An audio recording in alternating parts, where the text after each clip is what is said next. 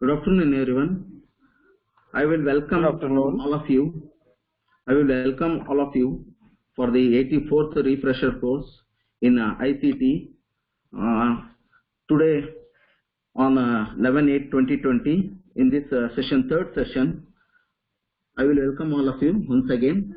Today we have an eminent resource person, Dr. Amrendra Pani, who is a Joint Director, Research Association of India University, Government of India, New Delhi. He has done his Master of Arts in Education and has got a degree, PhD degree in Educational Discipline from Punjab University, Chandigarh.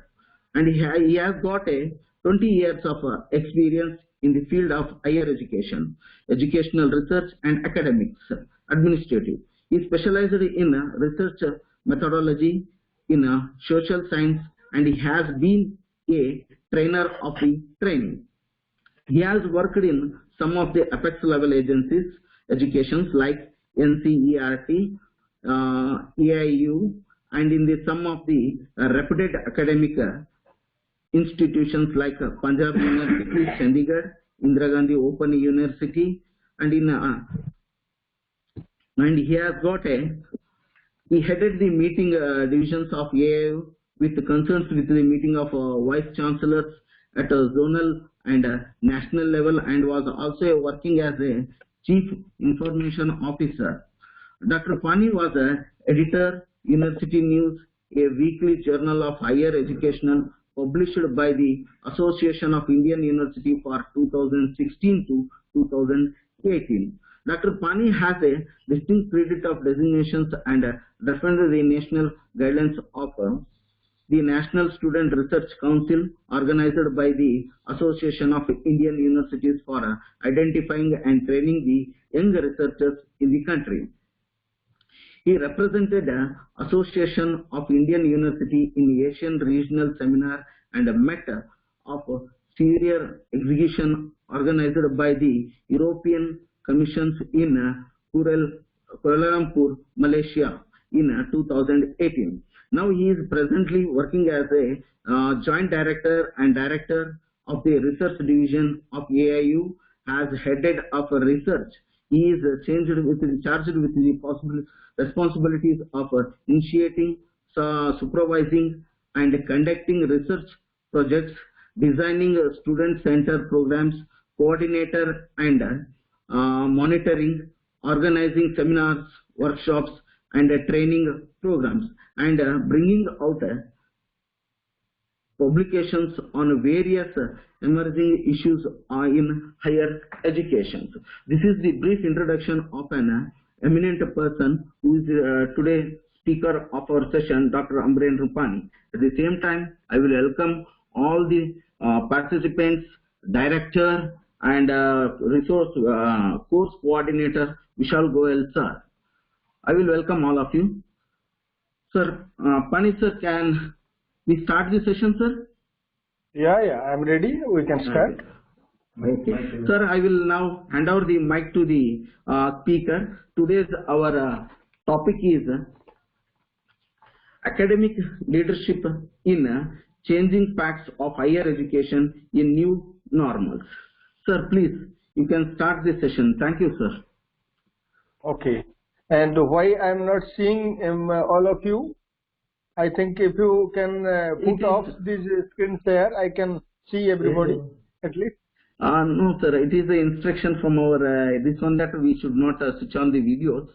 So we have no muted the videos. So only we can audible, Doctor, just to clarify on this, we require a lot of bandwidth to use the videos, so that's why we have switched off the videos. Got it. There is a technical issue involved. You make your video on, please. You make your video on, please. Thank you. Am I audible and am I visible to everybody? Yes, sir. Yes, sir. But your visual is not there, sir. You can audible. That's what I'm trying to do. Now tell me how I can make myself visible, because what I have got in the screen is only the sharing screen that is plotted from your side.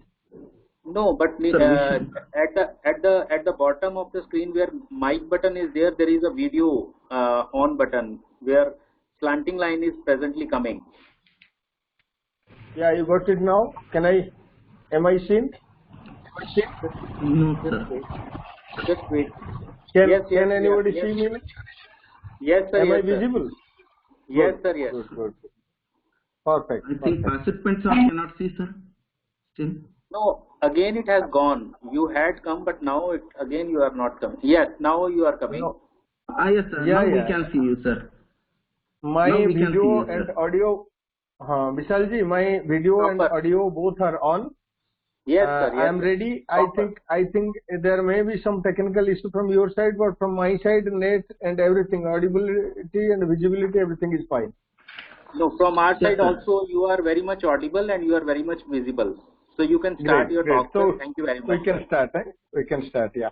So how many participants do we have, Vishalji? Can I know? Sir, 40 participants. This is the full Great. capacity refresher course. Wonderful. And they are basically from which part and which level? They are the college professors, college teachers, or university teachers? Yes, yes, session chair, please communicate with the speaker. Hello, sir. Sir, from university as well as from the college, all are there, sir, over here. From engineering as well as arts and stream. From all streams, the professors and lecturers are there, sir, including languages, sir. Perfect. So, good afternoon, everybody. Respected chairperson of the session, respected and esteemed Madam Director Madhuruchi Kaur, Director of HRDC, Punjab University, Patiala, Dr. Vishal Goyal, the Deputy Director, and a close friend of mine. We have shared dais once upon a time, I think once in Deshbhagat University probably. So it was wonderful lecture in Deshbhagat. It was in Patiala, Punjab University, Patiala itself. And Dr. Goyal was speaking on plagiarism. I clearly remember. That was really a copy, intellectual property right probably. Vishalji, are you listening me? Yeah, I think it was an intellectual property right. Anyway, so I extend a hearty and warm welcome to all our delegates, participants, those who are the teachers of, as given to understand by the chairperson, the teachers. We have the audience from colleges and universities. First of all, before coming to the point which I need to deliberate upon and to discuss and share with you. First of all, let me tell you one thing. The onslaught of COVID-19 has really posed a formidable challenge on the higher education community, especially by locking down, shutting down the educational institutions, disrupting their normal functioning. And some people say that probably this kind of new normal situation is very difficult to overcome unless and until we prepare ourselves in a structured, systematic, and deeply engaged manner to respond to the situation. The educational institutions have been shut down, they have been locked down in such a time when the examination of the universities were scheduled, when the teaching learning process was in its peak, and when the students were preparing for admission to the new and upward mobility programs. This was the time when the entire spectrum, the higher education system, everything was suddenly disrupted by the challenge posed by the COVID-19, and the time took a sudden somersault to change the perspective through which we see the things. We had little did we imagine that such a situation will be faced in 21st century, where we have the technological advantage of overcoming everything literally. in environment, in the health sector, in science and technology. You pick up any name. In every sphere, in every parallels, we have really traversed a long journey. We have accomplished so many objectives, and we have done excellently well that we had never imagined that a small virus like COVID can really make our life stand still. This is very surprising. In this context, every day you must be hearing one very common word being discussed, being spoken in every parlance, be it academic parlance, be it economic parlance, be it industrial parlance, and be it in common life. Everywhere one word is being discussed and being named very frequently, that is new normal. New normal is something, as I interpret, as I understand, and I engage myself in the way of looking, is something deviating from the normal context, normal situation, and normal way of doing the things, and normal way of going, and normal way of looking into the world. So when all these normal process, when all these normal, one second, when all these normal things have come to stand still, now we have to devise some new way of thinking to respond to the situation. The kind of intelligence, the kind of wisdom, the kind of experience, the kind of ideas, the kind of innovations, all we have been using to respond to these challenges have to be re-looked at. We have to find and explore the newer ways, newer means to respond to the situation. Let me, while saying so, having said so, let me remind you how this new normal situation has really engraved an indelible mark in the minds of the human beings on the earth now. It's not only one country. The entire globe has been affected very adversely, very severely. Probably we may not in future, may or may not, I don't know, I'm not sure, but we may not face, and we should not face this kind of situation in future. This is most unfortunate. And this new normal, as I remember, you must have read it in the history, and many of you very familiarly, you are acquainted with the, you know about the 1945, when the Second World War was going on. America suddenly dropped 2 atom bombs. The first one was Little Boy, and the other name I am forgetting, on 2 cities of Japan, Hiroshima and Nagasaki, literally killing lakhs of people, destroying the entire environment, and being a wholesome devastation and destruction to both the cities, prosperous cities of Hiroshima and Nagasaki. That was probably a kind of new normal that altered, that changed the course of life forever. And let me tell you, and trust me, till date, Japan has not overcome that tragedy. Till date, Japan has not overcome that tragic scenario. And the second new normal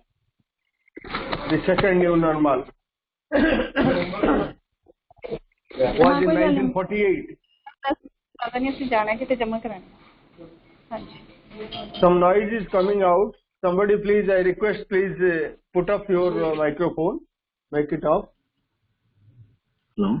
With the experience Please of the your mic, Hiroshima, yeah, with the experience of devastating experience of Hiroshima and Nagasaki in 1945 during Second World War, the United Nations proposed to enact the UN Charter for Human Rights because it gave a glaring understanding of the fact that human beings have some fundamental rights.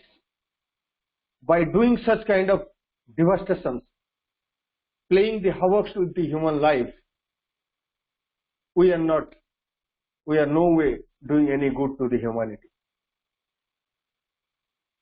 To bring peace, tranquility, and for the greater cause of humanity, we need to draft the UN Charter for Human Rights. And it was drafted in 1948, probably, I think, that was the second new normal after we have seen in the, especially in the independence of India. The Universal Declaration of Human Rights, which was drafted in 1948, is a milestone document in the history of human rights.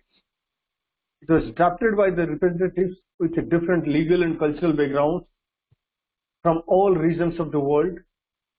The declaration was proclaimed by the United Nations General Assembly in Paris on 10th December 1948 through the General Assembly Resolution 217A. You can see it from the Google and anywhere. And that was a common standard of achievement for all people and all nations. And it sets out for the first time fundamental human rights to be universally accepted. That was probably the humble beginning where we started recognizing the human rights all over the world. So that was 1945, the first new normal we have ever witnessed. Before that, in history, French Revolution, Russian Revolution, that is Bolshevik movement, and so many things happened in the world giving really a new normal. But at least our generation, last 50, 60, 70 years, if we count the incidents, 45 was the first new normal, American bombing at Hiroshima and Nagasaki. 1948, UN Charter for Human Rights drafting was the second new normal, which gave a wide recognition of the human rights universally and globally. And the third new normal we witnessed in the form of liberalization, privatization, globalization, which was a sort of new normal that really changed the world order, that changed the scientific belief, that changed the economic perspective and demographic perspective too. So this liberalization, privatization, globalization, that also brought a kind of new normal. That happened in 1995. People's movement from country to country was increased. Liberalization, markets were opened.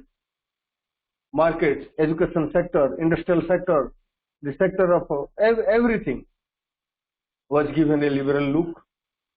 Private participation was encouraged.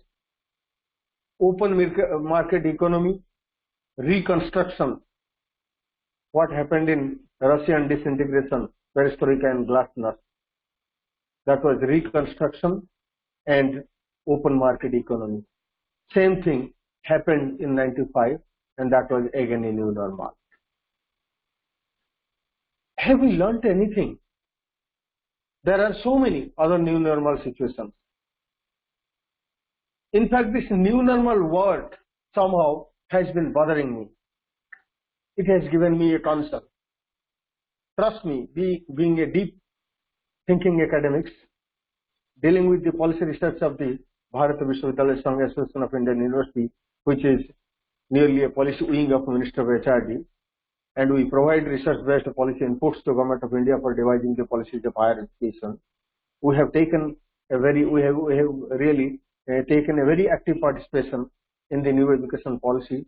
We have given them very structured inputs through by organizing different roundtables of the vice chancellors, because we are a conglomerate of vice chancellors, and then through the different workshops, seminars, through the organizing roundtable of vice chancellors.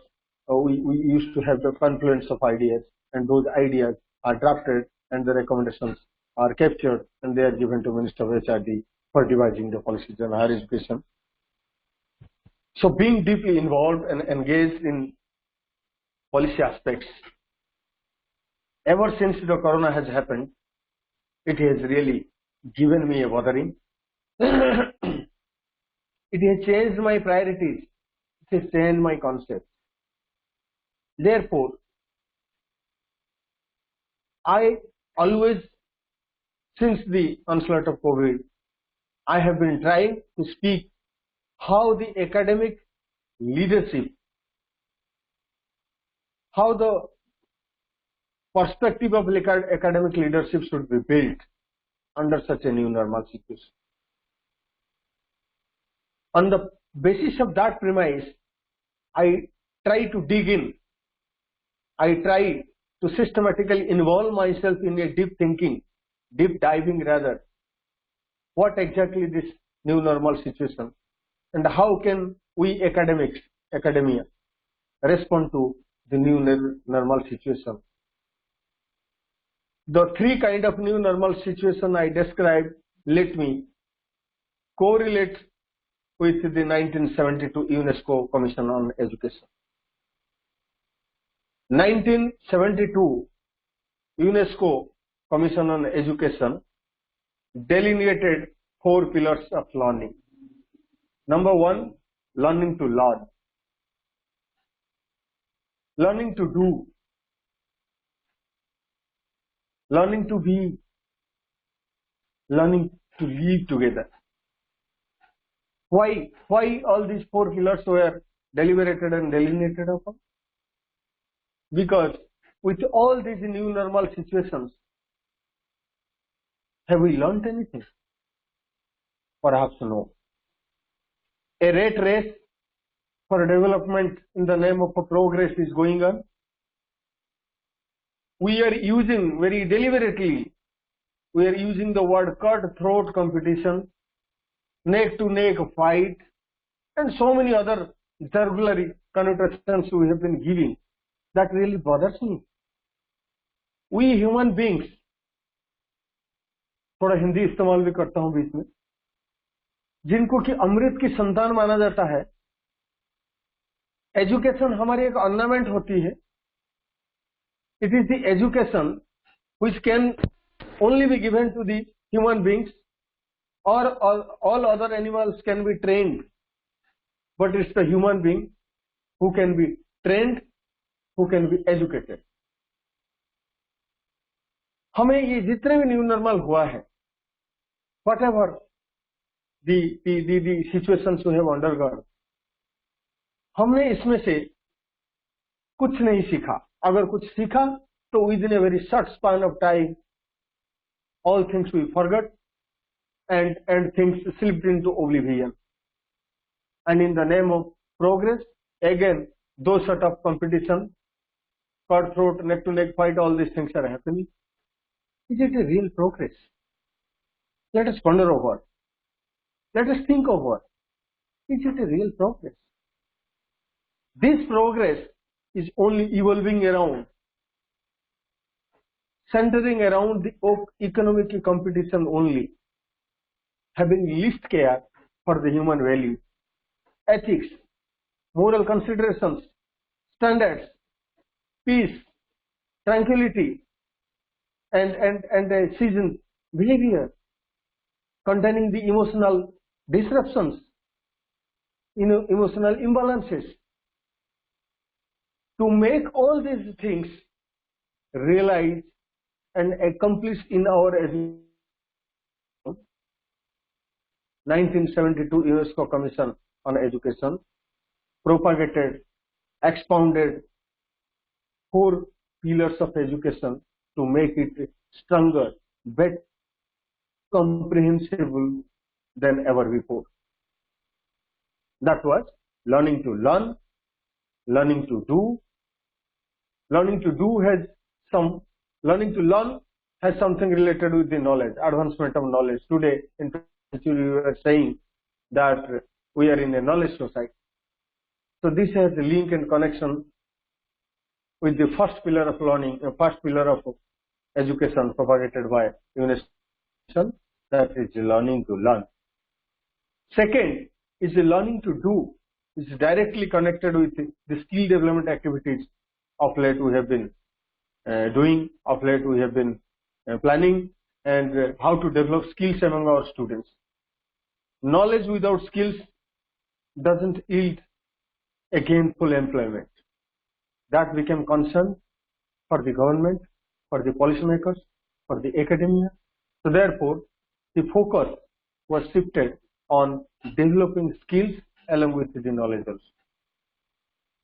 The third one is learning to be, aspiring, to aspire something, setting your goals, to make your attitude to achieve something. That is connection with first knowledge, second skill, and third one is attitude. And fourth one directly is linked with the value system, learning to live together. We can only cohabit, we can only live together, we can live with brotherhood, a sense of fraternity, a sense of belongingness in a peaceful manner and in a equilibrium and harmony. We need to develop a good value system. As such, you know, India is well known for having one of the excellent education system internally ingrained with the value system, character building, knowledge expansion, research. In every parlance, we had an excellent indigenous system. What we find from our legacy, what we inherit from our legacy of the more than 5,000 years of our history, civilization, definitely makes us proud, and we aspire to be again the world leader, a knowledge superpower, and the Jagat Guru again. कैसे होगा? How can this Herculean task be achieved? Can it be achieved with the kind of education system we have now? Can it be achieved with the kind of academic leadership countrywide we have now? Can it be achieved? Education policy we have in the country now? No, probably no. The answer is a straight no. The real meaning and concept of education is misconstrued. Education should not create conflict. It should not create confusion. If it creates conflict and confusion, this is not real education. Take the example of India-Pakistan relationship in our just next neighborhood. The recent skirmishes in line of actual control, India and Ladakh border, India-China recent skirmishes, the long ethnic conflict of South Sudan, Israel-Palestine conflict, America-Iran conflict, and so many. There are glaring and plenty of examples that really reminds us that our system of education that is in place today is not in right shape. The humanity is in danger. And all these problems, all these issues, I strongly believe can be adequately addressed by the education and only education. Education is not a piece of paper. Rather, It is understanding of one's own self, understanding of one's true self. I am reminded the words of J.D. Krishnamurti that every human being has got two worlds. One is his inner world, and the other one is the outer world. The inner world is the world of a metaphysical reality. In philosophy, many of our friends, those who are listening me today, I think some of them may be from the philosophical background. We often, at the beginning of studying philosophy, we often encounter two words. One is epistemology, the other one is metaphysics.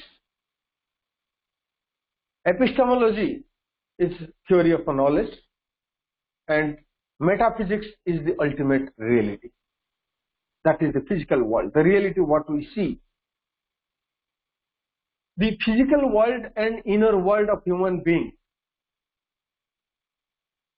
are inexplicably and intricately linked with each other. And life is a mix of both. Any slightest sense of imbalance, disharmony in the physical and inner world create a turbulence. All of us are teachers. We are engaged deeply into the man-making process, nurturing the budding leaders of tomorrow. We understand when little bit of stress comes to mind, what kind of disturbance it creates, how it changes our behavior, our reactions, our responses to our immediate environment, leaving long and lasting impressions and implications too. So therefore, the inexplicably and intricately related inner and outer world must be balanced, must be synchronized. Today, our physical world is afflicted with misery, anxiety, confusion, racial violence, segmentism, divisive forces, parochialism, regionalism. What a paradox! What a paradoxical situation. Is our education adequate enough to respond to this situation? Is it our education system which has indulged into this kind of a behavior, this kind of world full of all these miseries? On one hand, we call upon creating a harmonious world, ameliorating human living peace, tranquility, adhering human values. On the other hand, we create confusion, and our education, which is a tool of human transformation, has miserably failed. Imbalances are created, friends. Imbalances are created. How? Conflicts are created. Potential disasters are being created. Let me give you one of the finest examples. Just 5-6 days before, there was a huge explosion of ammonium nitrate in Beirut, Lebanon, causing a grave danger to the country, killing more than 150 people as per their record, but I suspect there could be more casualties, destroying the buildings,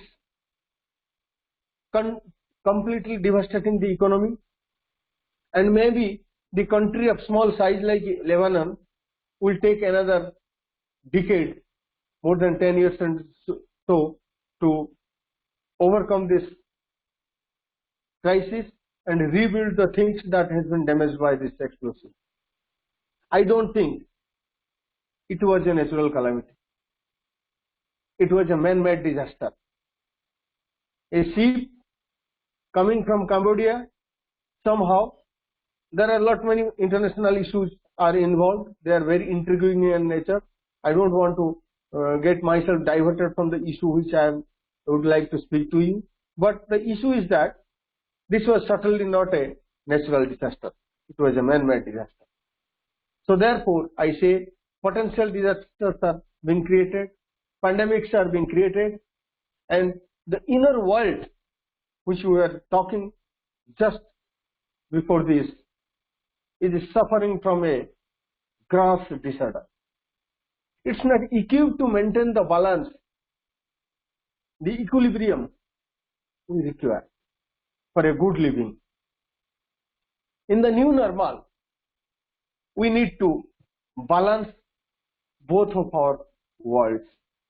Hunger एक physical requirement है. Similarly, emotional well-being is a psychological requirement. हालांकि the three things are different.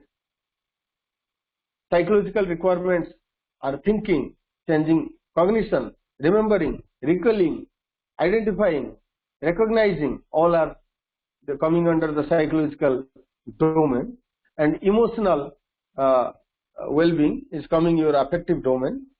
There might be some attendees of this talk from the education subject. This is normally taught to the people of education discipline. So the emotional satisfaction of emotional needs, composing the emotions, contentment of the emotions, is equally required as we require the knowledge and skills. Friends, change is rapid and passive too. But gradually we are becoming individualistic, self-centered, and devoid of ethics because of this competition.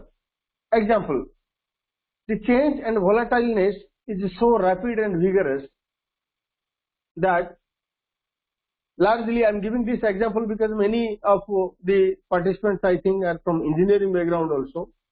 You imagine the change and volatileness is so rapid and so vigorous that an engineering student today taking admission in an engineering institute, college or university doesn't know that what kind of job skills he will require 4 years down the line, 4 years later when he completes the degree. Today we are teaching him the kind of curricular aspects, we are imparting the skills that may not be relevant right after 4 years because the change is so rapid. Every day, thousands and thousands changes are taking place. Imagine artificial intelligence, machine learning, Internet of Things. So many things have come to the surface and we have been using it in our day-to-day life, day-to-day education things, day-to-day industrial things. So therefore, an engineering student who is getting admission into any kind of institute for his engineering degree is not absolutely sure that after 4 years these skills being acquired today will be relevant or it will get obsolete. As I said, artificial intelligence, robotics, big data analysis, Internet of Things, machine learning, all these aspects really has brought a massive and a metamorphic change in the educational paradigm. Now, people are thinking to inject some vitality into the curriculum by bringing CDIO. You engineers are much more and fairly acquainted with the CDIO. We are the people from social science background. We have very, very little understanding. But however, I trust you must have this understanding, good understanding about the CDIO, that is conceive, design, implement and organize. more things are being learned from outside than the classroom. Go back to your own home. See your own children. Your little son, when you come back from your institution, from your college, university, or any kind of office, your little son is asking you a question. He is speaking something to you, which you also fail to understand, and you also get surprised how this little boy has picked up this thing. Trust me, in our time, we were not privileged enough to be familiarized with this kind of technology. Today, our children are being familiarized. We were not that fortunate, that privileged. So therefore, our learning was not that faster. Our understanding was not speedier than what the children are learning today. And whatever we are teaching them in the classroom process is very, very less. We are only teaching them few contexts of physics, chemistry, mathematics, social science, political science, history, this, that, and so on and so forth. But the outside world is teaching them how to live in the society, how to behave, how to eat, how to sleep, how to make friends, all those things that is required for life. So now, life living skills becomes much more important along with the knowledge spectrum. So again, coming back to the things that the entire world today, let me give you a very astounding data. Today the world has 1.5 billion students, those who are right now in the portal of education, higher education especially. Has ever this thought bothered you that these students, today 1.5 billion students in the ambit of education, tomorrow they have to cope up with the new normal. These students will cope up with the leadership. They will provide leadership to the society, to the polity, to the economy, to the industry, to the environment, to the academia, to the every parlance. They are expected to provide leadership. And from where they will be prepared to get into that kind of leadership position. It is we people, we leaders of academia today, we have to prepare them to shoulder the responsibility of a future responsibility. While I am talking this much, here let me quote you one finest example. I was delivering a talk in a Vice Chancellor roundtable as the Director in charge of Research Division of AIU. I do organize roundtables for the Vice Chancellor, as I shared with you earlier. And this roundtable was a roundtable of the Vice Chancellors of Engineering and Technological Universities. It was being organized, I was organizing from AIU at the JNTU Kakinada, Jawaharlal Nehru Technological University, Kakinada. Around 60 Vice Chancellors were there, and maybe 70-75 college principals were there, and total audience was probably 150-160 around, including their own university faculty members. Literally, every speaker, because in the Vice Chancellor roundtable no other speakers are allowed, only Vice Chancellors are allowed to speak. So all the speakers of Engineering and Technological University Vice Chancellors, college principals, whenever they were coming to this stage, they were crying only one thing: we do not have the quality and qualified faculty members to teach in our institution. They were justifying this, saying that suddenly there has been an uncontrolled and unmanaged expansion of the higher education system. Engineering education institutions are opening everywhere, every nook and corners of the country, and now there is a very dire need and shortage of faculty positions in the engineering institutions, and especially the quality and qualified faculty members. Everybody.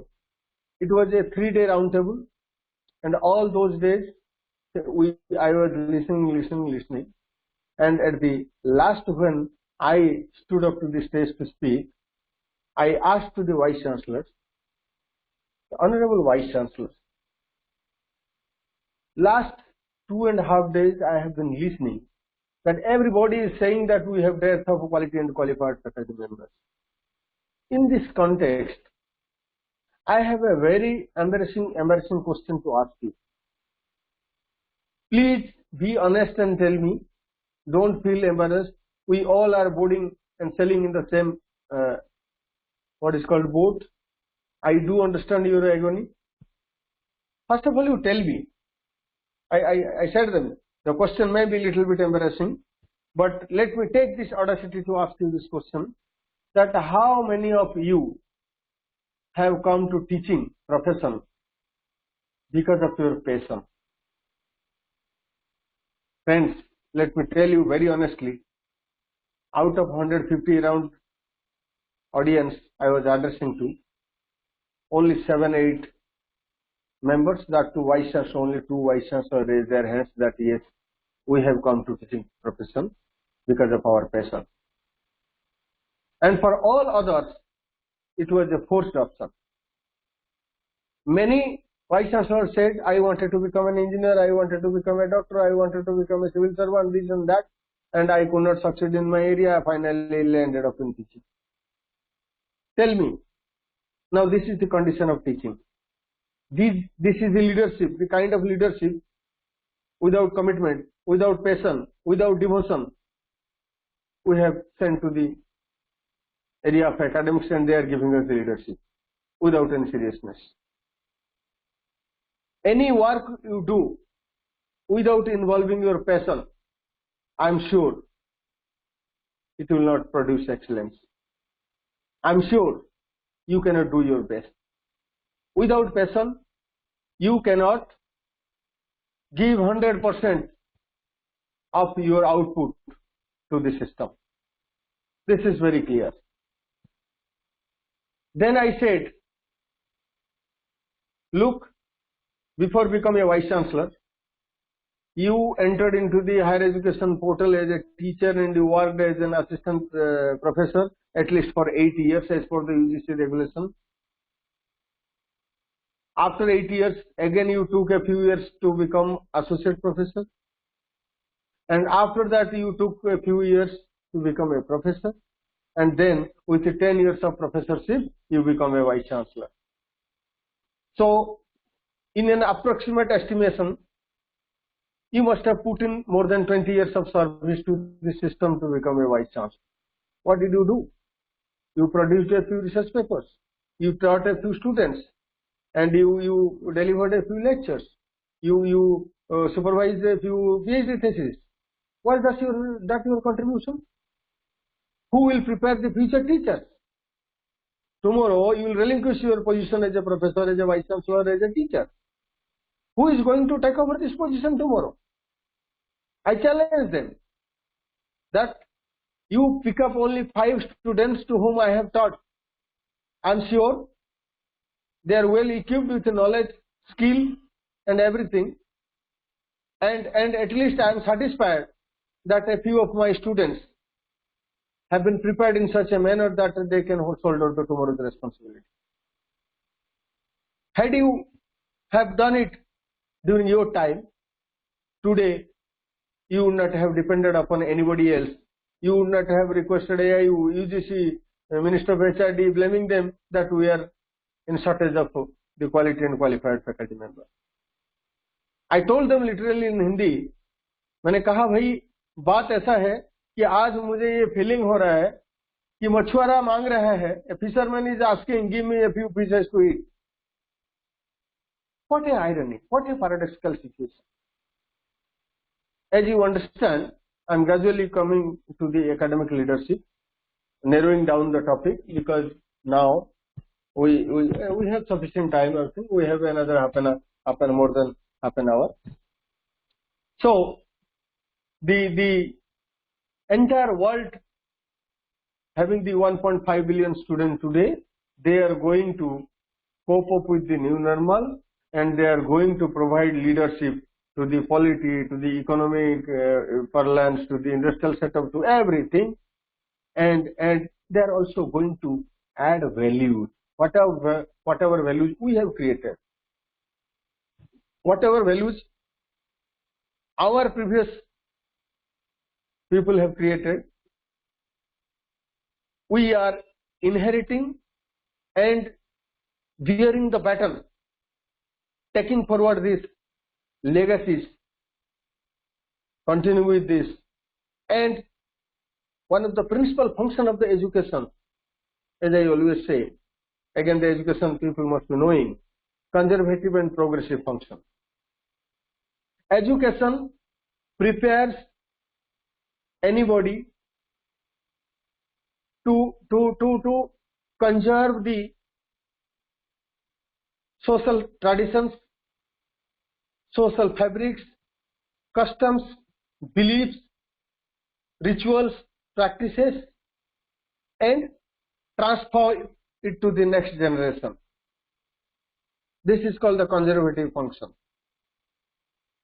And simultaneously, education is also expected to engage, to prepare the students in a progressive function, that is research, innovation, new thinking, changing the things the way we look at, and marching forward towards progress. That is the progressive aspect and function of education.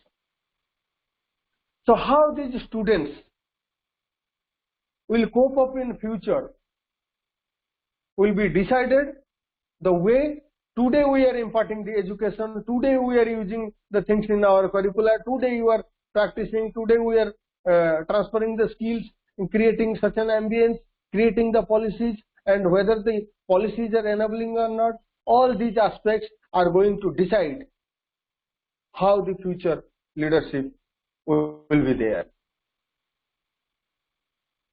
एक interesting बात इसमें ये है कि of course there will be future students will be coping up with the new leadership style, they will be providing leadership, they will add values, and they will add to the experience, they will be creating experience around the content, and ये सब कैसे हो पाएगा? आज एक छोटी C virus हमारी पूरा जीवन यात्रा प्रणाली को व्याहत कर रखा है, डिस्टर्ब कर रखा है, बंद कर रखा है. ये कैसे होगा? ये तब संभव हो पाएगा when we will convert this crisis into an opportunity. और वो कैसे इसको कन्वर्ट करना है अपॉर्चुनिटीज में?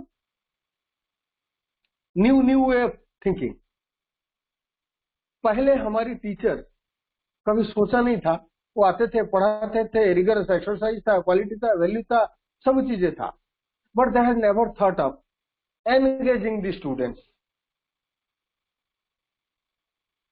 हमें अभी स्टूडेंट्स को एंगेज करना पड़ेगा, और we have to engage our students more than ever. पहले जितने एंगेज नहीं किए थे, अभी हमें करना पड़ेगा. आपने अभी तक IQs, EQ और SQ के बारे में शायद सुना है. First one was intelligent quotient. At the earlier stages of research in psychology, the psychologists, they believed that it is the intelligent quotient that is principally responsible for the progress of career and for making a better human being in the world. The second order psychological researchers, they said no, IQ is insufficient unless the EQ is properly managed. So therefore, the concept of emotional quotient also emerged. Lots of researches took place, and people today, sizable number of people, not sizable, I think almost all believe that of course emotional quotient is much more important, rather as important or more important than the IQ. And the third phase of psychological and social researchers, they propounded and advocated that along with IQ, EQ, SQ is also equally important, that is social quotient. समाज में रहने लायक, समाज एक one may be a very highly intelligent person, highly successful person in his own career, but to cohabit in the society, to live peacefully, to create an aura around him, he or she needs to have adequate social quotient also. And the spiritual people, those who are in a religious and spiritual domain of society, they said, yes, your social quotient SQ is okay. We also need spiritual quotient a little bit. Otherwise, the ethical dimension, the value orientedness of the society will be at stake and will be at risk. So that was also. Therefore, the SQ stands for social quotient and spiritual quotient, the way you interpret it. Similarly, मैं ये example आपको क्यों दे रहा हूं कि इससे पहले जो बात मैंने कहा कि एंगेजमेंट इंडेक्स हमें डेवलप करना पड़ेगा. पहले हमारे पास में let us now think about three quotients. First question हमें जिस पे बहुत ज्यादा काम करने की आवश्यकता है, एकेडमिक लीडरशिप को काम करने की आवश्यकता है, वो है एडवर्सिटी क्वोशेंट. एक छोटा सा वायरस अगर आम लैंग्वेज में कहा जाए तो हमें हमारी औकात दिखा दी. It is corona. It has put a litmus test literally before us, fundamentally challenging the way we have been functioning. Because the challenges are put in two fronts. One, to test our technological prowess, for which we have been boasting ourselves that yes, we have been technologically so advanced this and that, and today we are engaged in online teaching and learning. Many of the times we don't have internet and our system is not working. There is no proper infrastructure, this and that. So this is what the test number one. Number two, which is a special challenge and responsibility for the academia to help the society in overcoming the problems, because they are not aware. There is less awareness in society. The people, those who are working in the university system, college and schools and educational institutions, they are supposed to be more aware about the things happening. The universities are the place where the confluence of minds, the finest minds, they work, they come out with the collective wisdom, and that collective wisdom helps the society in overcoming the problems, responding to the challenges, and preparing them to meet the future challenges. So the 3 A's we need to focus upon our academic leadership. First, the adversity quotient. That we must develop the quotient among our students to be resilient, to be resolute, to fight with the adverse situations. That is adversity quotient. The second type of quotient is adjustment quotient. And adjustment quotient must prepare the students, the academic leaders today. They must prepare their students in such a manner that the student, along with fighting with the adverse conditions, must also develop resilience within himself or herself to adjust with the situation. जब ये corona हुआ, हमें ऐसा लग रहा था कि क्या हो गया, हम तो बड़ी प्रॉब्लम, मास्क पहनने में डिफिकल्टी, ऑफिस जाने में डिफिकल्टी, जो हमारे घर आया है हम किसी से हाथ मिलाने से हमें डाउट लग रहा था, कहाँ से आया, क्या आया, दुनिया भर की चीजें हो रहे थे. And gradually I think we are preparing ourselves and we have started accepting and adjusting with the things. So we need to make our students to develop their adjustment quotient. The third kind of quotient is adaptability quotient. First, fighting with adverse conditions. Second, adjusting with this. Third, adaptability. Situation को adapt करना और accept करना, तभी उसमें हिम्मत और ताकत होगा आगे बढ़ने की, चैलेंज को स्वीकार करने की, और to find the way apparently when there is no way, right. So we need to develop resilience and resolution. We need to develop our curriculum on design thinking principles. मैं सोशल साइंस की एक बात आपको बता रहा हूं जो हमारे एक्सपीरियंस है. We do lots of research on ecosystem of social science, research system of ecosystem of research.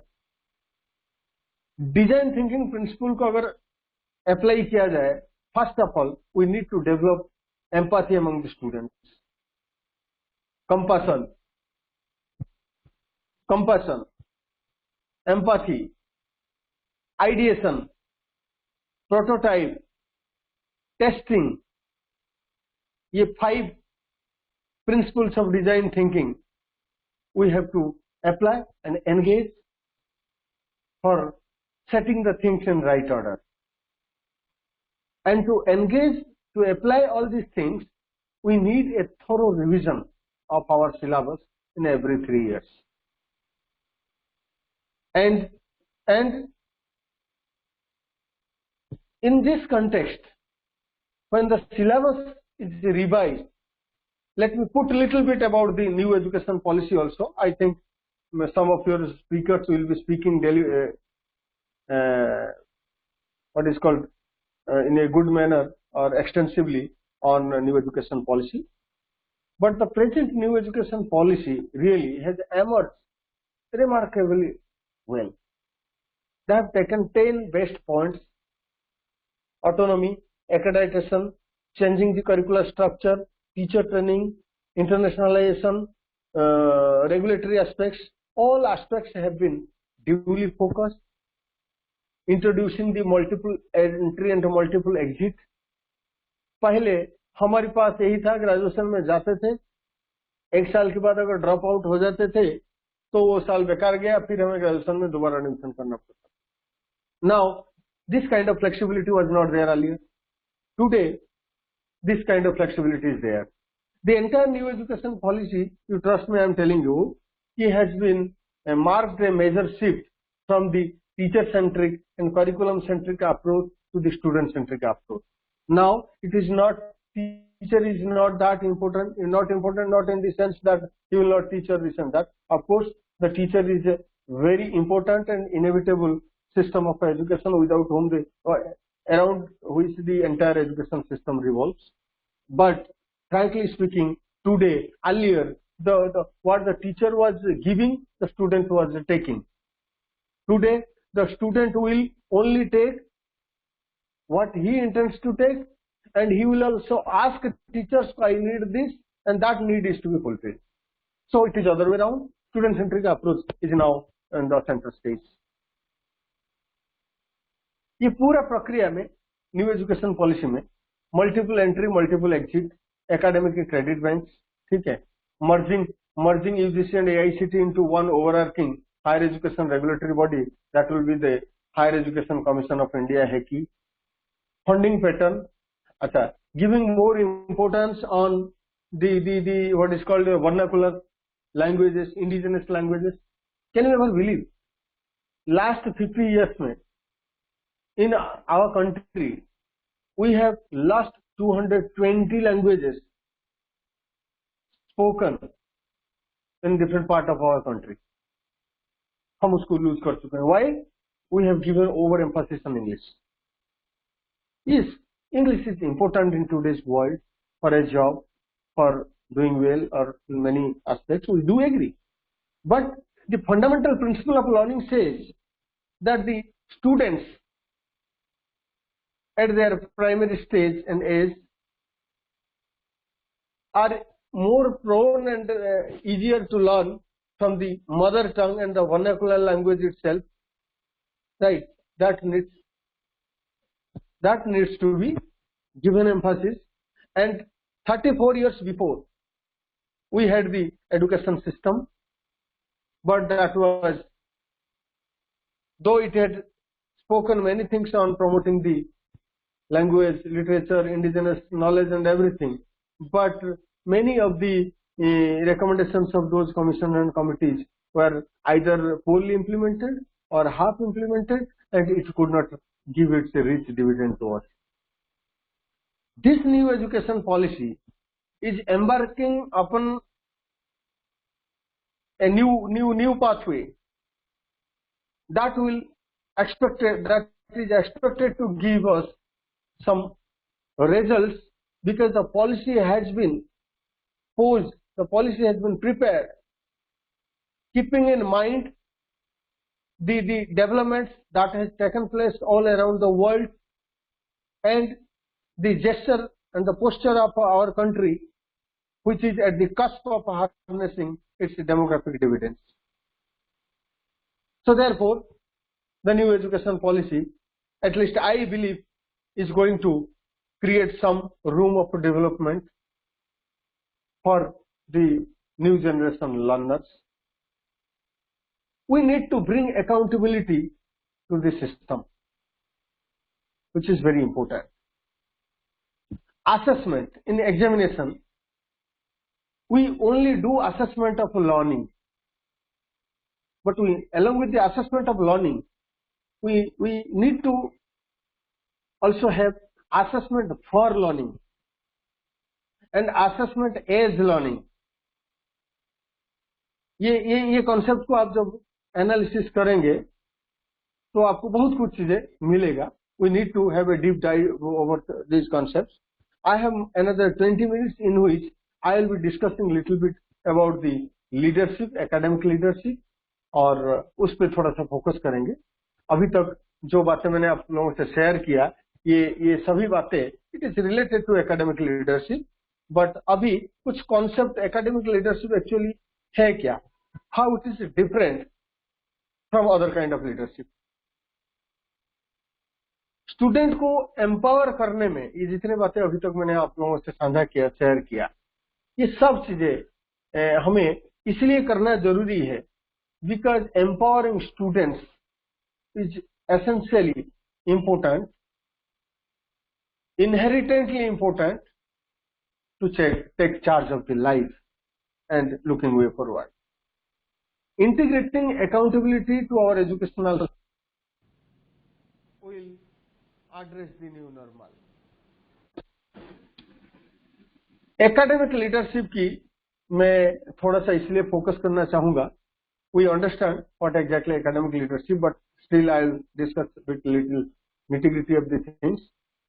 In 2017, 2018 probably, I had published an article which is uploaded in academia.edu. That the title of the article is Academic Leadership, Concepts, Attributes, Practices. उसमें मैंने कुछ aspects को I tried to throw light upon. वो चीजें मैं आप लोगों से डिस्कशन करता हूँ लीडरशिप के बारे में, because you are the academic leaders. आप लोग स्टूडेंट्स नहीं है, आप लोग नॉर्मल लर्नर्स नहीं है, ठीक है. You people are the academic leaders who are really the maker of the destiny maker of the nation, because you are in the process of creating the future leaders.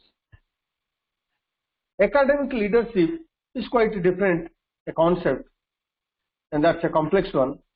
Complex in terms of managing a cohort, which is different from other parlance and other kind of leadership. उससे पहले थोड़ा सा let me share with you a little bit about the concept of leader and leadership. Anyway, leadership is one of the most discussed aspects today in higher education system across the globe today. Many of the issues in higher education in general and developing countries in particular stems from academic and organizational leadership. It is the efficiency, dynamism, vision, and the personal as well as personal acumen of the leader that largely determines the success of institutions. Leadership has been increasingly recognized as an issue of paramount concern because of the fact that universities are the complex organizations in which the person in leadership position always confronts with the challenges in several fronts. On the one hand, the leader, suppose a vice chancellor, has to face the diversified people, rather cohort of people constituting academic, administrative, technical, and other supporting staff and students as well. And on the other hand, he or she has to deal with the complexities of administration, finance, academic, and other plethora of issues in managing the university system.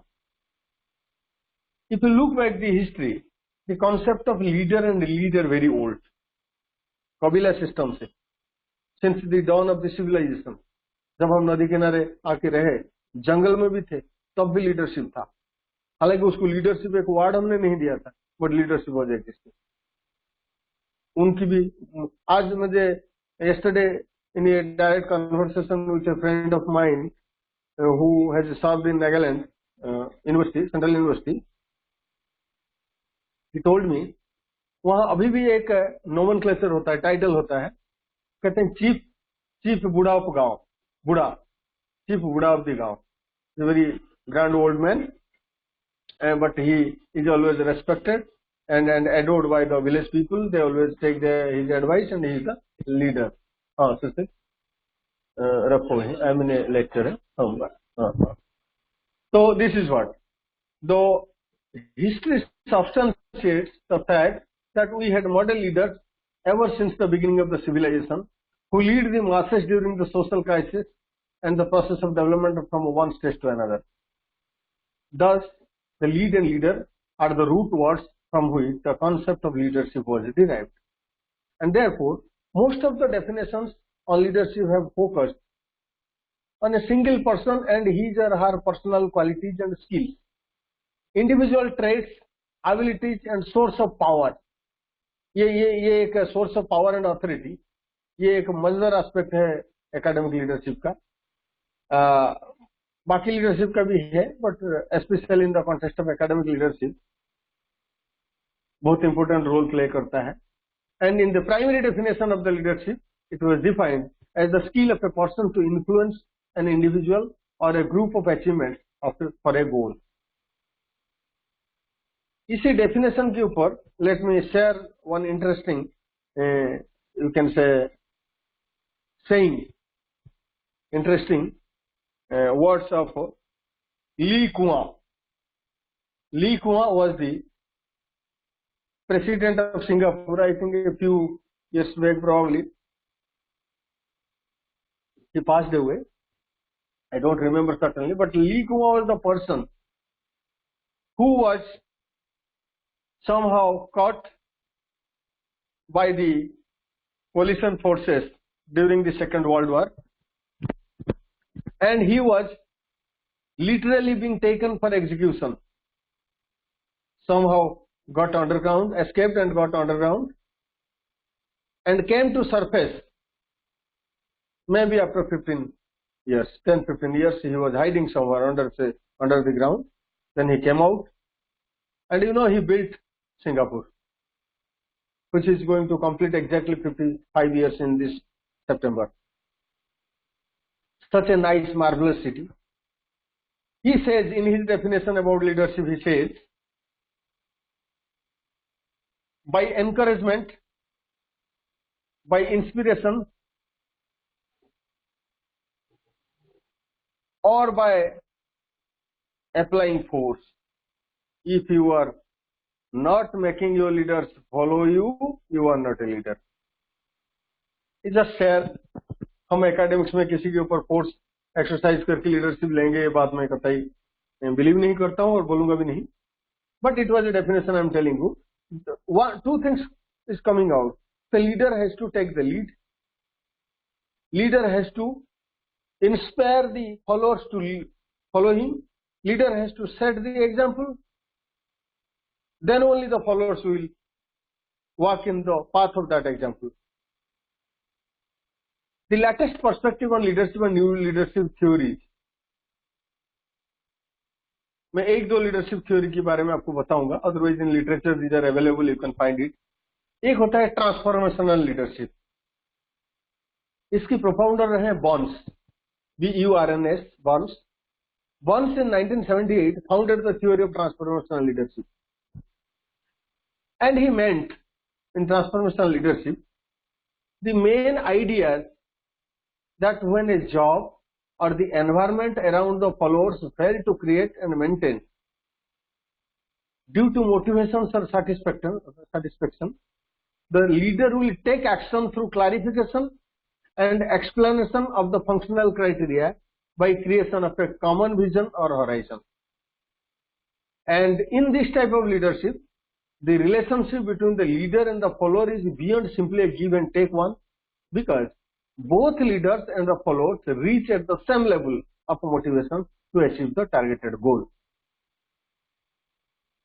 When the environment failed to accomplish a target, the leader discussed with the followers, took them into confidence, made them as a part of the strategy, and set a common goal.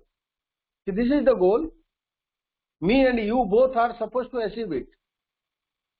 A collective vision उसमें काम किया, collective wisdom काम किया, and collective effort काम किया. तब जाके this kind of leadership is called as transformational leadership. Second type of leadership, there are many such leadership. Those in leadership which are contextual and relevant in the context of academics, I am just sharing. The first one was transformational. Second one is systemic leadership. Systemic leadership is a concept that indicates if the leaders want to create organizations that thrive in the face of change, they can do so through managing organizations using the natural system theories. The natural system theory, 1 second, hello. Jogita 2 minute के बाद बात करेंगे, 3-4 बजे के बाद. The natural system theory advocates that all parts of a system are interdependent on each other and cannot remain in isolation. A system is a group of interacting, interrelated and interdependent components that form a complex and unified whole. Systems are everywhere. For example, R&D department of any organization, the circulatory system of our body, the predator and the prey relationship in nature and ecosystem, the ignition system of a car, feedback system of a refrigerator, and so on. बहुत सारी चीजें हैं. Ecological system and human social system or living system, human made system such as cars, ये सब चीजें जो हैं actually क्या है? It creates an ecosystem, and in that ecosystem all the agents of the ecosystem has to be interrelated, interconnected. Then only it will bring a systemic transformation, and the person who has the vision to convert and to accomplish this vision, achieving this mission, are called the systemic leaders, or this is called systemic leadership. Herman B Wells का एक मुझे याद आ रहा है, उन्होंने एक बहुत अच्छा बात लिखा था. वो कहते हैं कि vice chancellor, he said it in the context of a vice chancellor, Herman B Wells, कि vice chancellor should be born with the physical strength of a Greek athlete, the cunningness of a Machiavelli. The students, the participants from political science background, they know Machiavelli. So the vice chancellor, how complex job, from his words you can understand how complex job the university system itself is. He says a vice chancellor who is expected and supposed to provide leadership to the university should be born with the physical strength of a Greek athlete. He must be bestowed with the cunningness of a Machiavelli. He must have the wisdom of a Solomon and must have a courage of a lion. But in any case, he must be born with a stomach of a goat. सारा कुछ चीजें हजम करने की. Such is the complex organization is the university, colleges, and they are the academic places where the complexity is enormous, and the academic leaders, they need to be preparing themselves different from others. Some of the attributes of the academic leadership, of course, these are the time-tested attributes, but in the context of this pandemic, new normal situation, we need to reassure with a recommitment to apply those attributes to the academic leadership style and functioning. Then only, I think, we will be successful in imparting a right kind of education. We will be successful in creating good leaders. The first one is vision and mission. Let's take the university or a college. The vice chancellor, the principal must be well accustomed, well acquainted about the mission and vision of his own institution. Not be acquainted, he will also acquaint others, acquaint his own students, leaders with the mission and vision of the institution. Similarly, a dean of science faculty, उसको उसके पूरा जितने science discipline है उसकी vision and mission के ऊपर काम करने की आवश्यकता है, और वो विजन एंड मिशन को एवरीडे उनको उस एवरीडे टीचर्स को साथ में बैठाते हुए मीटिंग करते हुए, चाहे ओकेजनली टाइमली, उनको उस डिसिप्लिन का vision and mission for another target या गोल्स फॉर 5 years 10 years एक फिक्स करना चाहिए कि हम इतने काम, इतने ऑब्जेक्टिव हम इसको अटेंड करेंगे. स्टूडेंट क्लासेस टीचिंग चलता है, रिसर्च के एरिया में ये चीजें करेंगे. This is what. Prioritize. A leader, a teacher even, or a principal or a vice chancellor, they need to prioritize their work, whether this is on priority or that is on priority. All the works have to be done, but on the basis of the priority.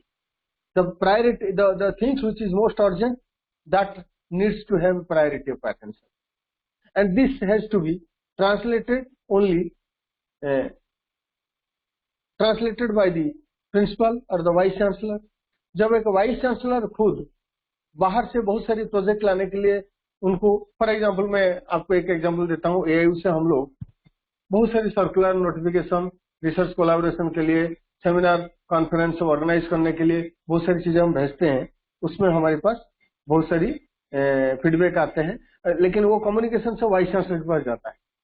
अब vice chancellor अगर dynamic नहीं है, active नहीं है, तो बैठे रहेंगे, communication उनके मेल बॉक्स में पड़ा रहेगा.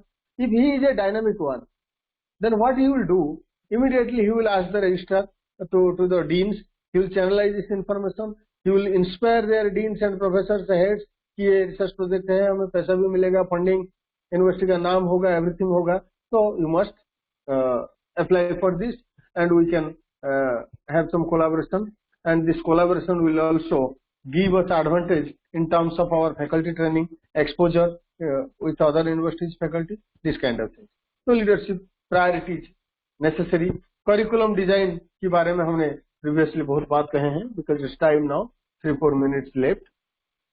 Curriculum designing में हमें उसकी रिविजन करना, और डिजाइनिंग में जो CDIO का बात मैंने कहा, शायद हमें वो आवश्यकता है. Research has to be given a relook.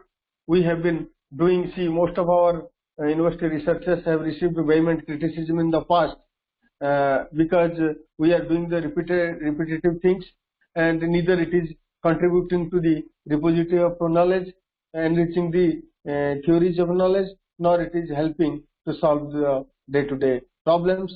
And many times all these researches conducted in our academia university system are being confined to library. This has been discussed in every forum, so I don't need to repeat it. Therefore, we need to give some more tips, and we need to inject some vitality into our research system. We need to see there are many things. The research itself is a full 2 to 3 hours lecture. So research के area में research ये सब चीजें हमें करने की आवश्यकता है. और जैसे अभी कोरोना के टाइम में अगर जितने भी अभी रिसर्च में लगे हुए हैं न्यू वैक्सीन ढूंढने के लिए, most of the universities they have taken a very active role in finding a solution, getting some vaccine, getting success in creating a vaccine to fight the disease. So therefore, university research needs to be given impetus. Examination. The old way of examination, as I said you, we need to rethink our examination system, which only assess the rote memories. Now we need to assess the knowledge, understanding, skill, attitude, behavior, everything. That should be a comprehensive and continuous evaluation. Many new examination reforms has been brought forward, and I think new education policy on examination procedure and system, open book examination system has come, and today the kind of flexibility is being given, that is walk-in admission and on-demand examination. At any time, a student can. Earlier there was a time when a particular rigid time structure, rigid dates were there. When we fail to get admission during those dates into our institutions, we lose 1 year. Today that thing is not there. There are some institutions, they have started implementing the policy of walk-in admission. किसी भी समय में जाओ admission करो, and on-demand examination. At any time the student gets ready, yes, now I'm ready to give the examination, he can appear in the examination. Administration is very badly needs to be restructured, revamped. The same registrar, deputy registrar and everybody, they have to take a new role. Kyunki to manage the today, managing the IT and all other things, they really given a relook, and the way we are expecting the leadership position to bring some changes in academic front. The similar kind of changes are also required in the administrative educational administration, and the people needs to be dynamic. People of handling the educational administration has to, they are the supporting machinery for accomplishing the job of teaching, learning and research. So therefore administration also needs to be restructured. That should be also a part of the leadership requirement. Deans, professors, they need to rethink their priorities. It is not that just going, taking a few classes and guiding a few PhDs, that doesn't make their responsibility complete. Right? They have to create an ambience by inspiring their young teachers. The way I speak, the way I do research, the way I behave in my own department, and create a team. I respect everybody, empower them, my juniors, the people, those who are following me. Tomorrow we will step into our shoes. When we relinquish the position, we will set example for them. So therefore, the professors, the teachers, they need to have a different kind of leadership. See, one question has always bothered me, that is absence of a culture of a collegiality in our educational institutions. हम क्या करते हैं, एक वही competition, उनका ज्यादा publication बढ़ गया, मेरा ये नहीं हुआ तो मैं किसी भी तरह से प्लेजरिज्म करूं, कुछ भी करूं, मैं पब्लिकेशन छाप दूं. It is not going to help. हमें अपना पब्लिकेशन जिस तरह से बढ़ाना है. मैं यहाँ मेरी जो senior research fellow, research associate सब रहते हैं, उनको how to develop an academic note, academic writing, इस तरह का. जैसे ये आज आप लोगों से मैं बात कर रहा हूँ, अक्सर मैं every day I take a meeting of my department. आते ही सबसे पहले हम देखते हैं आज की प्रायोरिटी काम क्या, वो कितने समय में क्रिएट करना है, और ये सब चीजें हम करते हैं। और ये सभी चीजों को तो मतलब creating, see the father of the family या big brother of the house has to unite the family. लोगों से सुनना पड़ता है, लोग ब्लेम करते हैं, उनके अपनी कार, फिर भी we have to tolerate them, we have to accept them, और हमें इस सब से ऊपर उठ की एक broad mind, broad outlook and broad angle से चीजों को देखना पड़ेगा, तब जाके हम एक सिस्टमिक रिफॉर्म ला पाएंगे। We need to align our institutional policies with the mission of the institution. Teaching and ethics बहुत इंपॉर्टेंट। आज अगर हमसे एथिक अगर कमी अगर हमारी तरफ से होगी, पूरा जो आउटसाइड वर्ल्ड एजुकेशनल सिस्टम से एक जेंटलमैनशिप, एथिक्स, स्टैंडर्ड, जिसको नैतिकता, मोरल वैल्यूज, ये सभी हम, तो हम कभी भी इस मामले में लापरवाही नहीं हो सकती। Need to give a fresh vision. और ये वैल्यूज किसी को सिखाया नहीं जाता, ये नैतिकता किसी को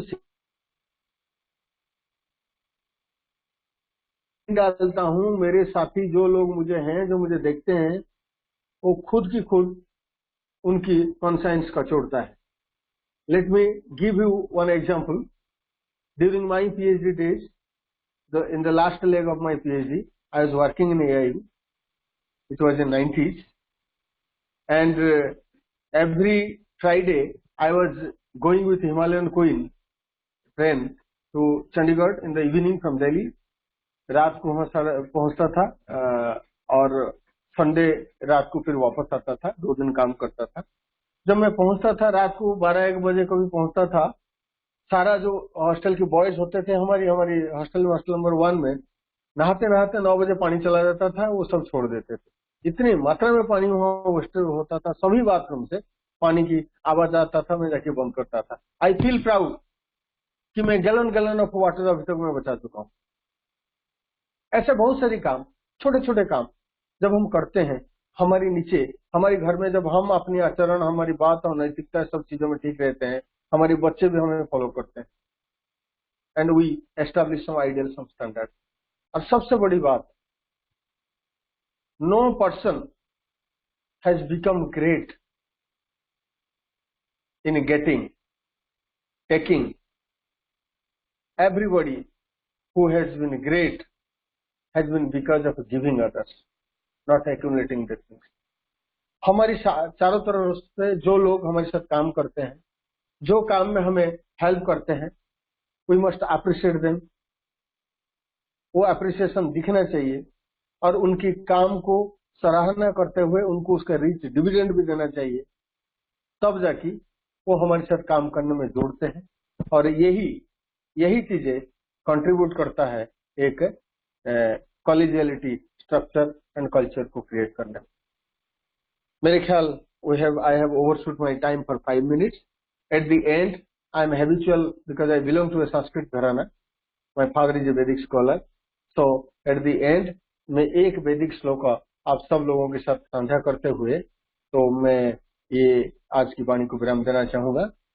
उससे पहले मैं यही कहूंगा कि in the 21st century challenges, it is the academic leadership only that is responsible for transforming the higher education, making it future ready and creating our future leaders, those who will be shouldering the responsibility of this democratically great nation, and they will make it a Vishwaguru. At the end, Nalini dalagata jalamapi taralam तावत् जनमति अतिशय चपलम। नालिनी दलगत जलमपि तरलम तावत् जनमति अतिशय चपलम। क्षणमपि संगति सजन्य रेका भवति भवान्वे तारण नौका। नालिनी दलगत जलमपि तरलम तावत् जनमति अतिशय चपलम। क्षणमति संगति सजन्य रेका भवति भवान्वे तारण नौका। इसके मतलब है, इसका मीनिंग लेट मी ट्रांसलेट। कि एक कमल की पत्ता, नलिनी कमल, उसकी पत्ता एक तालाब में स्टिल वाटर के ऊपर फ्लोट हो रहा है और उस पत्ता के ऊपर एक छोटा बबल ऑफ वाटर पड़ा हुआ है और वो हिल रहा है. The life of that bubble of water is so fragile, so volatile. At given point of time, it may drop into the water and the life ends there. Exactly like this, human mind and human life. चल चापल and चल चंचल. ऐसे ही चपलता, ऐसे ही चंचलता की मध्य में अंतर्गत अगर हम कुछ वाइज लोग, अच्छे लोग, साधु संत लोग, उनका संगति, हमारी एकेडमिक्स में जो विद्वान लोगों का संगति कुछ क्षण के लिए लाभ किया जाए, ये हमें ये ज्ञान रूपक सागर को पार करने के लिए एक छोटा सा नौका जैसे मददगार साबित होगा. इन्हीं शब्दों के साथ आप सब लोगों को धन्यवाद देते हुए कि आपने मुझे बहुत धैर्य के साथ सुना, मैं मेरी वाणी को विराम देना चाहूंगा. नमस्कार, जय Hind. Thank you, sir. Now question sessions will start. Anybody have the questions? Please one by one raise your questions. Hello. Anybody have the questions? Please. Hello. Hello. Yes. Hello. Hello. Please raise your question, sir. I am Dr. Sarji Singh from Patiala, sir. My question is, what is teaching? Teaching is a materialistic on or ethics? Please define that. Beautiful question. Dr. Singh? Yes. Singh साहब बोल रहे हैं? Yes. Dr. Singh, मैं probably Punjab से बोल रहा हूँ sir, Punjab से. Wonderful, wonderful. आप सुनिए मेरी बात. I really have a big and great sense of appreciation for this beautiful question. I very hardly encounter this kind of question. मैं क्यों बता रहा हूँ? Michael Duncan, International Encyclopedia of Teaching and Teacher Education, मैं teaching का एक बात बोलते हैं, वो मैं आप लोगों से शेयर करना चाहूंगा. Teaching is to learning and selling is to buying. अगर बाइंग हो रहा है तो फिर सेलिंग हो रहा है, सेलिंग हो रहा है तो बाइंग हो रहा है. कुछ चीजें अगर हम बेचते हैं तो फिर कुछ चीजें खरीदा जाता है. अगर खरीदा नहीं हुआ तो बेचना नहीं हुआ. वो प्रक्रिया को आप किसी और नाम दे दीजिए, दातव्य दे देना, गिफ्ट कर देना, वैसे दे देना, कुछ भी करिए, बट ये खरीदना बेचना प्रक्रिया नहीं होता है. Similarly learning only takes place when teaching takes place. Sorry, teaching only takes place when learning takes place. अगर लर्निंग नहीं हुआ वो टीचिंग नहीं हुआ. You may call it instruction, indoctrination, dictation, give it any damn name you want, but certainly it is not teaching learning. Learning only takes place when teaching takes place. और जहां तक रही आपकी, ये पार्टली जवाब है आपकी बात की. सेकंड बात, teaching can never be materialistic. Teaching, Mahatma Buddha की जो बात है, हम कहते हैं the teaching of Buddha, the teaching of Jesus Christ, the teaching of Bhagwan Krishna through Gita. So teaching can never be materialistic. What we are imparting in our classroom is a materialistic knowledge. वो जो ज्ञान दे रहे हैं, थोड़ा सा फिजिक्स, थोड़ा केमिस्ट्री, थोड़ा ये, उस बारे में हम जो दे रहे हैं, they may be some part of them, not all, may be materialistic knowledge, but largely teaching शब्द कहने से उसमें सिस्टमैटिक वे में values, knowledge, culture, your ethical standards, moral, ये सब चीजें गेट्स इनबिल्ट, गेट्स इनकॉर्पोरेटेड. इसलिए teaching much much beyond than the materialistic things. Okay sir, thank you. Yeah, Anybody have the questions? Hello, sir. Any participant have the questions? Please raise your questions.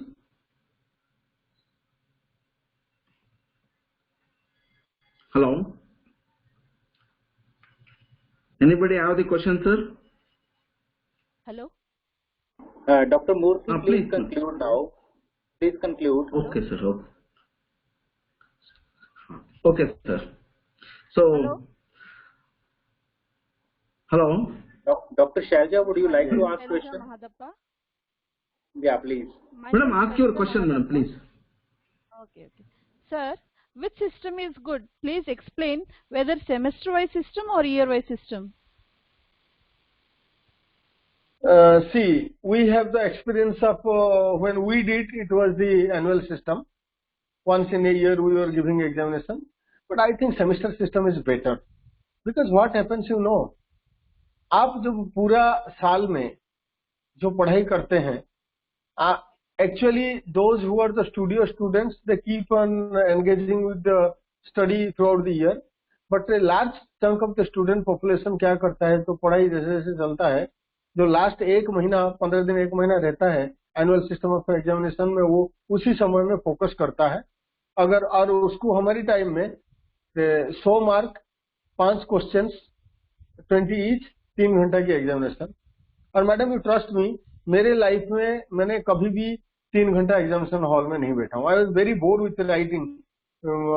Students बहुत ज्यादा paper लेते थे, मुझे पसंद नहीं था, मैं लिखता नहीं था. तो एनुअल सिस्टम को ब्रेक करने में सेमिस्टर सिस्टम में क्या होता है कि वो जो असेसमेंट होता है, मुझे लगता है better assessment and the quality of assessment is far better than the annual system. Thank you, sir. Yes. Hello. So now. Hello. I have one question, sir. Sir, Please Iskandar ask your Singh Chima question. from Punjab University. Sir, I have one question. For the promotion from assistant professor to associate and from associate to professor, we need AP score from research point of sight. So for that, we are going for taking duplicacy, we are stealing the knowledge from others. We are not spending our time on teaching, but we are spending our time to collect the scores. So how you are thinking about this? If scoring system should be there for promotion or there should be other channels? देखिए एक बात बताओ, academics has a very marvelous slogan. They say to be in academics either publish or perish. Right? There is a slogan called to be in academics either publish or perish. अच्छा, अब मैं एक example आपसे साझा करता हूँ. एक बार port Blair में जवाहरलाल नेहरू पीजी कॉलेज है, JN पीजी कॉलेज.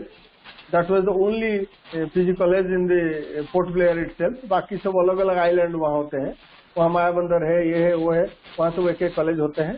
जो मेन पीजी कॉलेज है वो था इसमें पोर्ट ब्लेयर में. कभी वहाँ यूजीसी का एक बड़ा सा सेमिनार कॉन्फ्रेंस था, and they called me to deliver the keynote address, where the chief guest was Ramaranjan Mukherjee, the Vice Chancellor of Netaji Subhash Open University. I was speaking on the establishing research ecosystem in universities, breaking new ground. During that time when I was speaking, I used one word, academic surrogacy.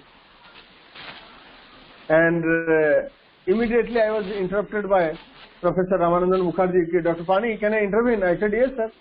So what is this academic surrogacy? I said, the way you surrogate a baby, retired father-in-law, writing an article for the daughter-in-law because to promote her for some position, or husband is writing the thesis of wife to give her a PhD, many more, many things. Then I showed, हमारे यहाँ रोहतक का एक ना board था, उसका मैंने photo मेरे पास था, मैंने लिखा है, you want to publish a thesis, book, this and that, contact, shop number, गली number, this is the fourth. वो आया हुआ था, मैंने उनको फोटो दिखाई, मैंने कहा this is what the academic service. किसी की बेबी कोई पाल रहा है या कोई बना रहा है. अब उसको ये बात मैं बताता हूँ.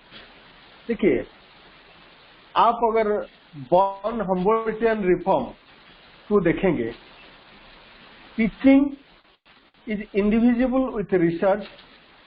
Teaching and research they are in inextricably interconnected. इसको बोलते हैं indivisibility of teaching and research. इसको बॉर्न हम्बोल्ट की रिफॉर्म में आया था. पहले institutions are only focusing on teaching, बाद में रिसर्च आया. रिसर्च को जब इंटीग्रेट किया गया तो रिसर्च तो तभी आप आउटपुट दे पाएंगे जब आप उसमें लिखेंगे.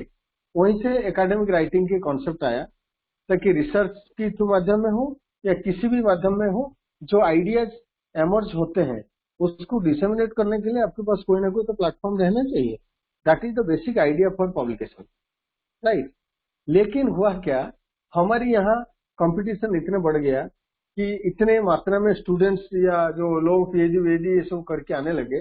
फिर हमने एपीआई स्कोर को इंट्रोड्यूस किया, उनको स्ट्रीमलाइन करने के लिए और थोड़ा चेक्स एंड बैलेंस लगाने के लिए. उसमें क्या हुआ, उसमें बहुत घपला होने लगा. उसको एडवांटेज लेके बहुत सारी इंस्टीट्यूशन में जर्नल्स जो है पब्लिश करने लगे और उनको पैसा लेके छापने लगे, प्लेजरिज्म बढ़ने लगा और बहुत सारी चीजें होने लगा. फिर जो है उसको स्ट्रीमलाइन किया गया. कभी मौका मिले तो एक लेक्चर में अक्सर देता हूं कि streamlining the academic publications in the country through CARE, that is consortium of academic research and ethics. ये इस पे भी एक लेक्चर होता है. मैं एकेडमिक स्टाफ कॉलेज वगैरह जो एचआरडीसी सेंटर वगैरह में सिर्फ पब्लिकेशन एथिक्स के ऊपर बोलने मुझे इनवाइट की जाती है, तो उसको करेंगे. लेकिन मेरा ये कहना है कि ठीक है, और टीचिंग को महत्व देना इम्पोर्टेंट है, but research is also equally important, और इसलिए पब्लिकेशन तो जरूरी है. जो देर आर मेनी टीचर्स, मैं बता रहा हूँ आपको, गढ़वाल यूनिवर्सिटी में when I was there in HNVGU central university Garhwal, एक टीचर थे सैर अली साहब, वो जो finest teacher in chemistry. But मैं भी पास 17-18 साल हो गया वही एसोसिएट प्रोफेसर लेवल में बैठे हुए हैं. उनको प्रोफेसर लेवल को जाने नहीं दे रहे थे, because he was not having his number of publications are very less. और वो थोड़ा एडामेंट व्यक्ति हैं, वो कह रहे थे भाई मैं टीचर हूँ, तो पढ़ाऊंगा, मुझे पब्लिश करने में कोई मतलब नहीं, लेन देन नहीं है.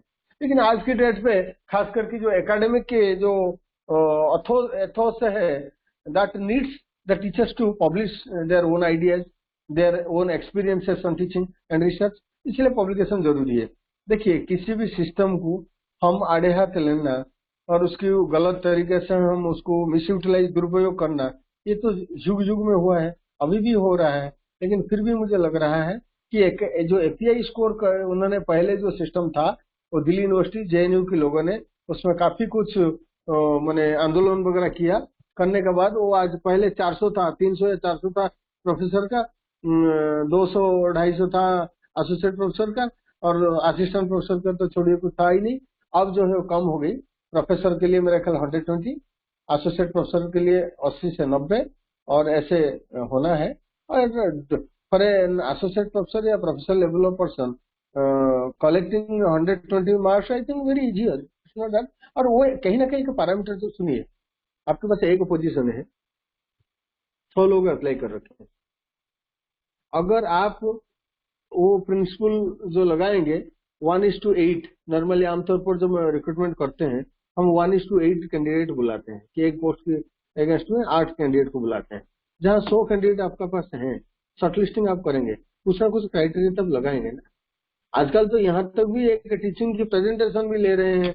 कई इंटरव्यू सिलेक्शन बोर्ड मैंने देखा हूँ, वो टीचर को कोई टॉपिक भी दे देते हैं, कहते हैं भाई इसको पढ़ाओ, वो आधा घंटा 45-40 मिनट कैसे पढ़ा रहे हैं, वो भी वहाँ उस तरह से इंटरव्यू होने लगे.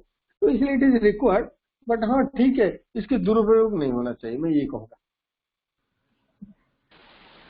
ठीक है, thank you sir. Okay. Thank you, sir. So, sir has delivered a beautiful lecturing on academic leadership, and we can get a leadership if we take our responsibility, and the learning will lead to the teaching. So, thank you, sir, on behalf of HRDC, PUP, director, course coordinator, and all the participants of 84th RCF on ICT. I will be thankful, sir. Thankful very much, sir. Thank you, sir. Thank you so much. Thank you so much. Thank you, sir. Can I leave the meeting now? Can I take leave? Yes, sir. Yes, sir. Thank you, sir. Okay. Vishal Now, ji, national will you say something? बहुत बहुत धन्यवाद sir आपका, आपने इतना समय निकाला और बहुत अच्छा लेक्चर दिया, तो काफी नॉलेज मिली है हमें. So we will try to improve more. Thank you so much, Vishal. Very much for giving. Thank you, sir. Thank you very much. My pleasure indeed.